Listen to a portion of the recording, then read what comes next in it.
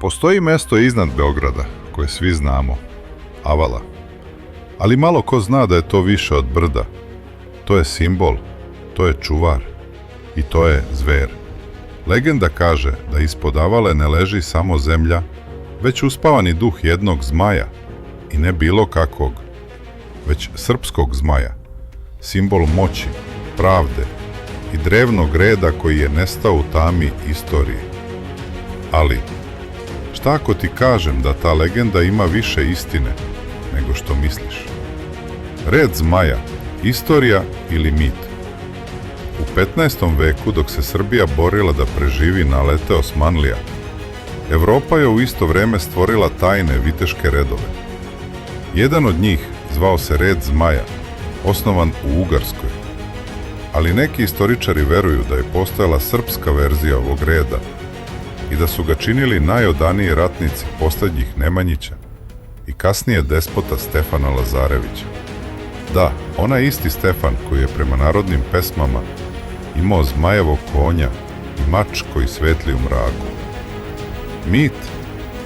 Možda, ali spomenici i zapisi kažu da je Stefan bio viteški despot, obrazovan u duhu zapada, ali vođen pravoslavnom čašću. On je bio ratnik, pesnik i graditelj, a njegovo najvažnije delo možda nije crkva, već tajna vojska ratnika, zakleti da brane zemlju i pravdu. Red koji su mnogi zvali zmajevi Alale. Ala kao kapija. Avala nije slučajno izabrana. Tamo gde danas stoji spomenik neznanom junaku, nekada je bilo svetilište, a još ranije rudnik srebra i gvožđa. Rimljani su tu imali vojni garnizon, Kelti pre njih su je zvali Zmajeva planina, a Srbi su je vekovima gledali kao mesto između svetova. Kažu da ispod Avale postoje tuneli, da su Nemanjići krili ikone, zastave, pa čak i oružje koje ne rđa. Legenda kaže, kad Srbija opet bude u opasnosti, zmaj sa Avale će ustati.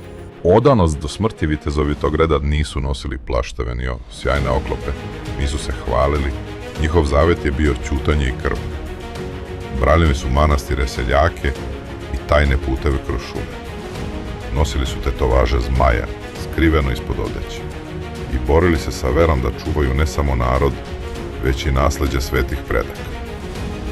Jedna pesma iz tog vremena, preneta samo usmenim putem, kaže: ako padne zmaj, pada Avala. Ako padne Avala, pada srpstvo. Nestanak ili skrivanje? Niko ne zna kad je red nestao. Neki kažu da je posljednji vođa umro u boju na Kosovu, drugi da su se povukli u ilegale tokom turske vladavine, a treći tvrde da nikada nisu nestali. Možda su promenili ime, možda više ne nose mačeve, već ćute i čuvaju ono što obični ljudi ne vide. I možda, samo možda, jedan od njih danas šeta Avalom, gleda, ćuti i čeka. Zaključak.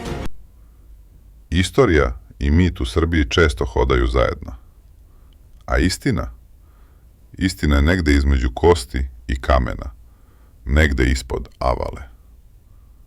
Zato, sledeći put kad prođeš tim putem, kad ti vetar šapne ime koje ne razumeš, kad vidiš senku u sumrak na stazi bez ljudi, seti se, zmaj još diše.